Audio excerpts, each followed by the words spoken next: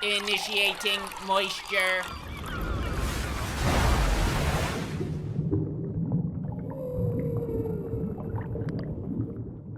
Welcome to the Moist Meter. Today we're looking at the new Transformers movie. Cue Michael Bay explosion followed by two robots fighting each other that look like two fucking Coke cans getting wrapped up in a washing machine. At least that's what Transformers used to be, and now Bumblebee is changing the formula. I think the CGI and the fighting in the new Bumblebee is much better than anything Michael Bay put on the screen. It's a lot easier to follow, it's a lot better choreography, and it doesn't look like two bent CD discs getting intertwined and scissoring like in porn. You can make out what's happening. And there's also some nice G1 shit from Transformers in here, which is nice as well. And that's all the compliments I have for this movie. I don't know how the fuck this movie is getting so many glowing reviews. I have to wonder if we watch the same movie. There is nothing special or unique about this movie. Everything in this movie is incredibly generic. But it is better than the Michael Bay shit. But that's not much of a compliment. That's like me saying the last pee I took was clearer than the pee I took before that one. It's still piss. You know what I'm saying? One of them's just a clearer form of pee-pee. It's not that big of a compliment to say it's better than Michael Bay shit, but it is. It absolutely is. That doesn't mean it's worth 98% or whatever incredible score it has on Rotten Tomatoes. There is nothing, genuinely nothing unique about this movie. It's heartwarming at times. Yeah, it's got a wholesome story. Oh, fuck yeah, it does.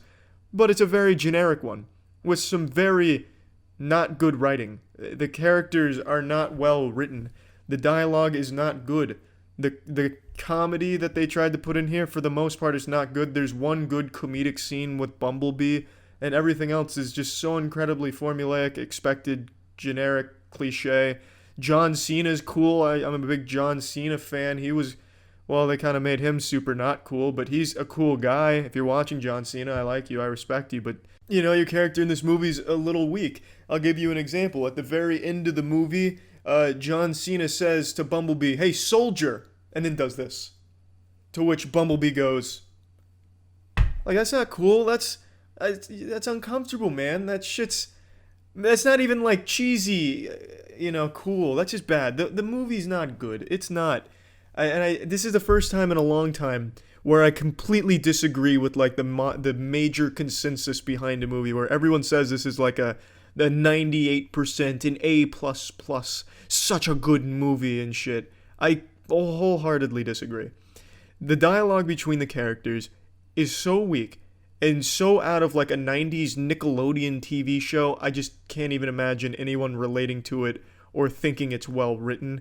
So I'm going to assume that nobody listened to this movie. Maybe the theater played it muted.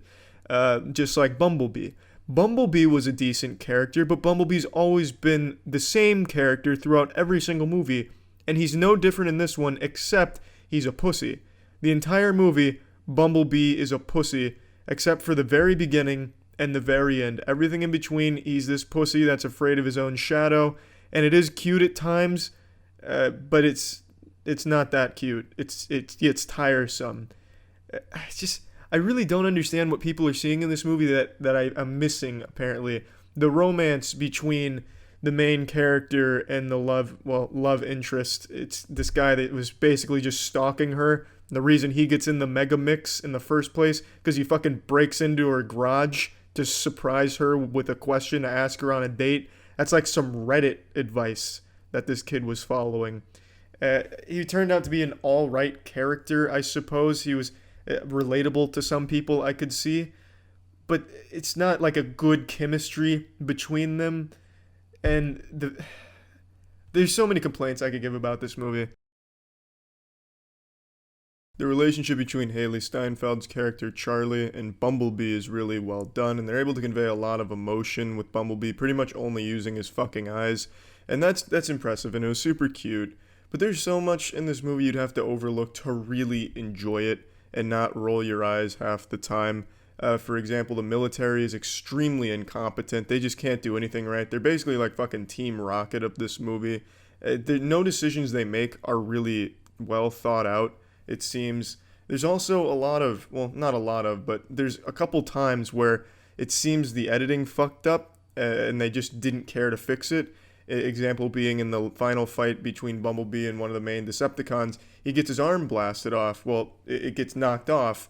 And then in the exact same scene, that arm is back on him with no explanation as to how he got his arm back.